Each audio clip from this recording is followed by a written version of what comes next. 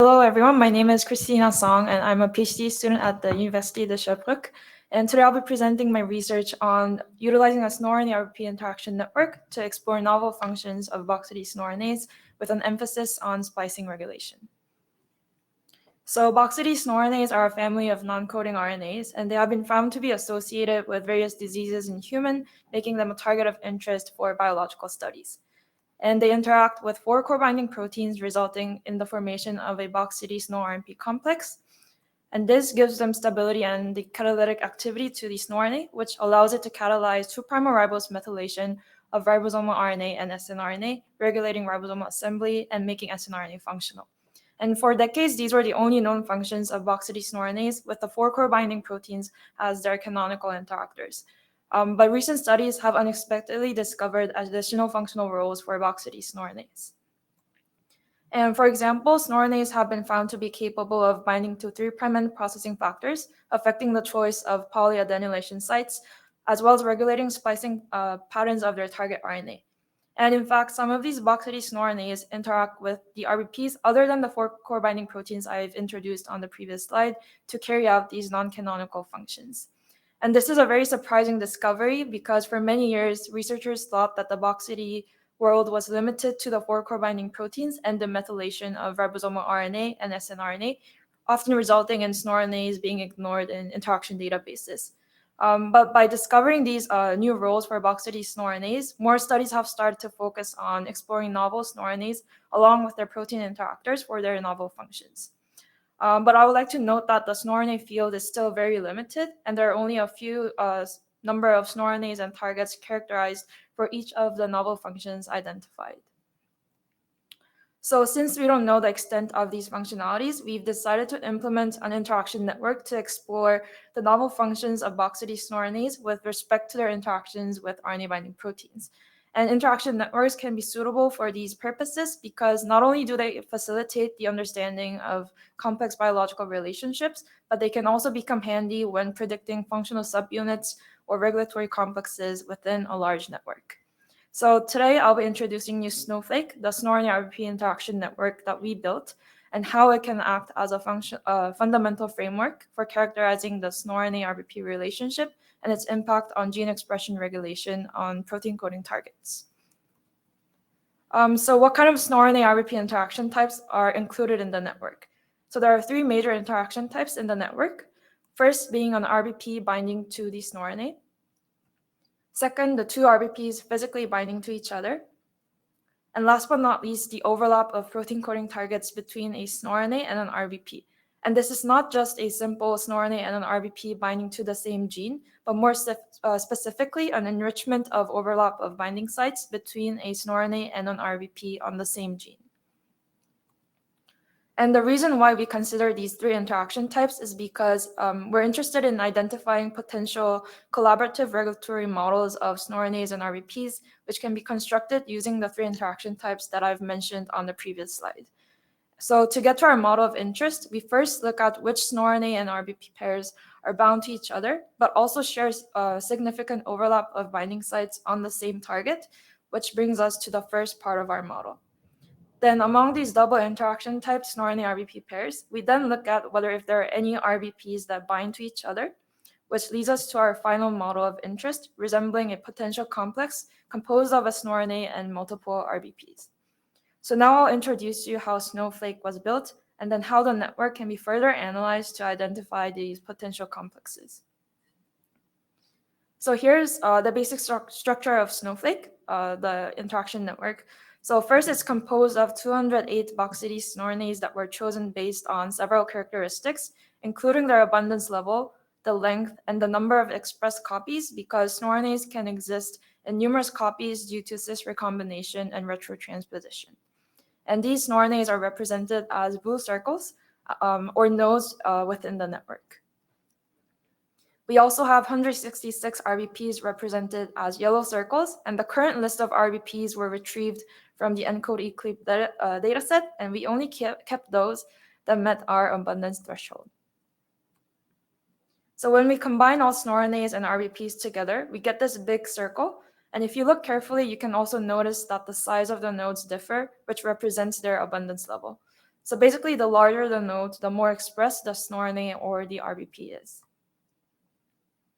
Then moving on to the interactions or the edges within the network, we have RBP binding to the snoRNA represented in green lines, the two RBPs binding to each other in yellow, and then the overlap of targets between a snoRNA and an RBP represented in gray lines. So bringing everything together, we end up with a circular interaction network composed of 374 nodes and more than 7,800 edges. And these nodes have been sorted based on their number of shared interactions. So starting from the bottom center, the number of interactions coming out from that node increases as you go clockwise, which is why the right side of the network is more dense compared to the left. And the edges also come in varying thicknesses, where basically the thicker the edge, the more significant the interaction is based on the corresponding p-value or the score for that specific interaction type. And one thing I want to point out additionally is that you can see the edges are grouped into little bundles. So this allows the visualization of adjacent edges and the decrease of clutters in a complex network. But whether these bundles have a biological meaning is still a question to be answered. So once we obtained the full snoRNA-RBP interaction network, we then proceeded with searching for network motifs or graphlets, which are repeated patterns or subgraphs within the larger network. So if you recall the first part of our model of interest, we focused on a double-edged snoRNA-RBP pair. And if we represent this as a network motif, this can be shown as a snoRNA and an RBP pair connected by two lines representing the double edges.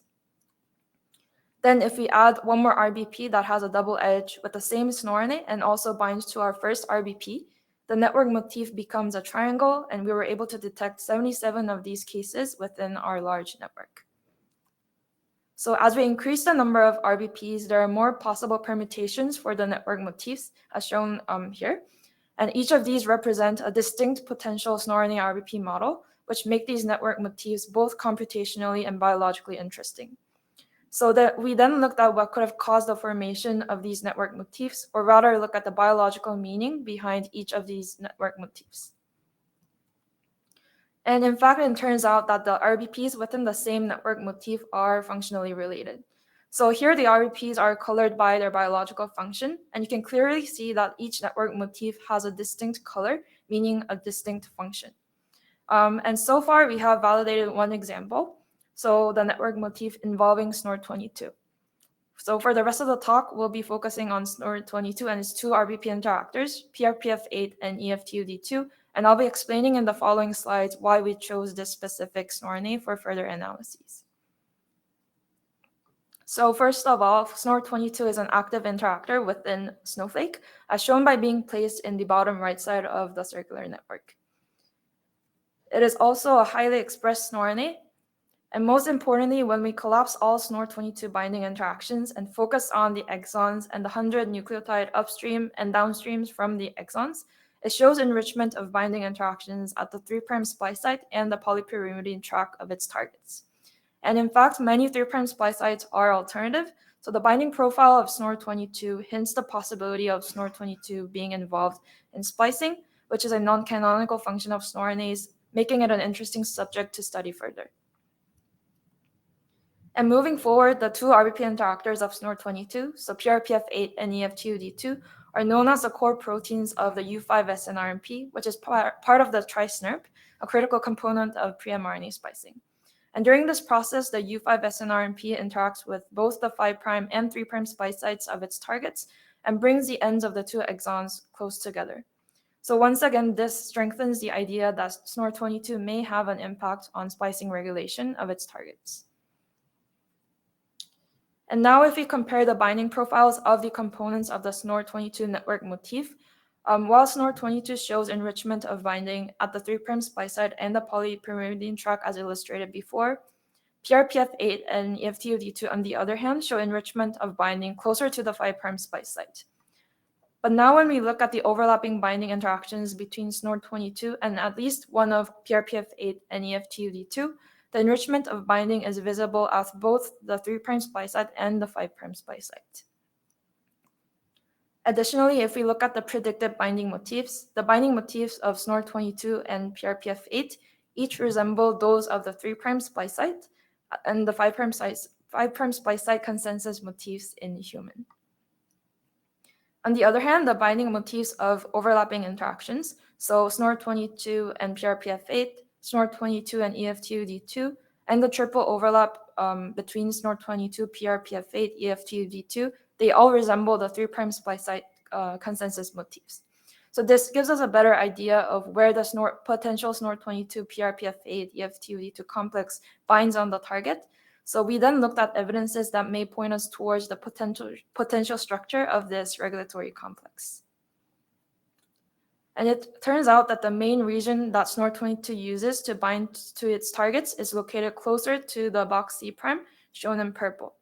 And on the other hand, PRPF8 and EF2D2 bind closer to the box C. So the two regions are almost on the opposite side of the entire length of snoR22.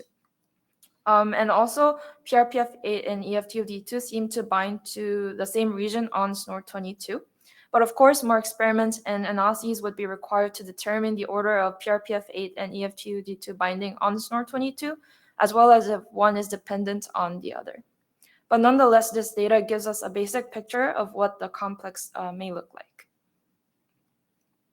So gathering all the evidences together, so the binding profiles, binding motifs, we came up with our current working model for snoR22, PRPF8, EF2D2, and where snoR22 recruits PRPF8 and EF2D2 to the 3' splice site, and they collaboratively regulate the splicing patterns of their shared protein coding target RNA. And note that this is a predictive model based on the network findings and other binding characteristics. So we plan to do protein pull-down assay followed by PCR to experimentally validate the snoRNA-RBP binding interactions. And to validate and better understand the regulatory role of snoR22, PRPF8, and EF2D2 in splicing, the question we want to answer next is, among the protein coding targets bound by snoR22 and at least one of the two RBPs, which targets are alternatively spliced in the absence of snoR22, PRPF8, and EF2D2? So to answer this question, we're currently working on knocking down each of these molecules and performing RNA-seq analyses followed by our alternative splicing analyses. And these experiments and analyses will give us a better idea of the underlying mechanism of how the snoR22, PRPF8, EF2D2 complex regulates splicing events. So to summarize, we started off with snoFlake, the big snoRNA-RBP interaction network, then searched for network motifs within the network, and selected snoR22 as a model of interest with a potential role in splicing regulation. So overall, the take-home message is that snoFlake serves as a starting point for defining the snoRNA-RBP relationship and its effect on gene expression regulation of protein coding targets. And with that, I'd like to end my presentation, and I'd be happy to answer any questions. Thank you.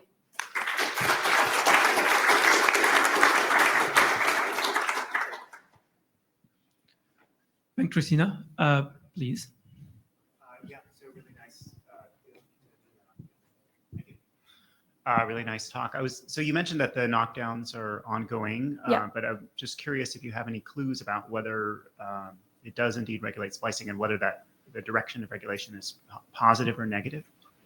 So we've actually knocked down snoR22 already, and I have some preliminary results regarding the splicing analysis, and we do see exon inclusion most of the time. And we don't know yet how PRPF8 and EF2D2 plays into that splicing event primarily, but we're planning to knock down PRPF8 and EF2D2 as well in the future and see if we observe similar alternative splicing events. So if there's an alternative splicing event identified in each of the knockdown experiments, then that gives us a hint that maybe snoR22, PRPF8, and EF2D2 have a combined role in regulating that specific splicing event. But you think it's repressing splicing then? If you said you see more inclusion when you deplete snoR22, is that right? Oh, it's exon inclusion. I'm sorry. Yeah. So like when we knock down snoR22, then we see exon exclusion. Exon exclusion. Okay. So it would be a positive role. Yeah. Potentially. And has this snoRNA ever been seen in, I don't know, spliceosome structures or anything? Any hints from structural data? Based on literature, I haven't seen any snoR22 implication in splicing regulation. So I think it's like a new field for snoRNAs, and especially because our hypothesis is that the splicing regulation is done by interacting with other RNA binding proteins. So I think we hope that it's gonna open up a new field or like a new path for how how boxity snoRNAs can function in a different way than we've usually known for. Thanks. Thank you.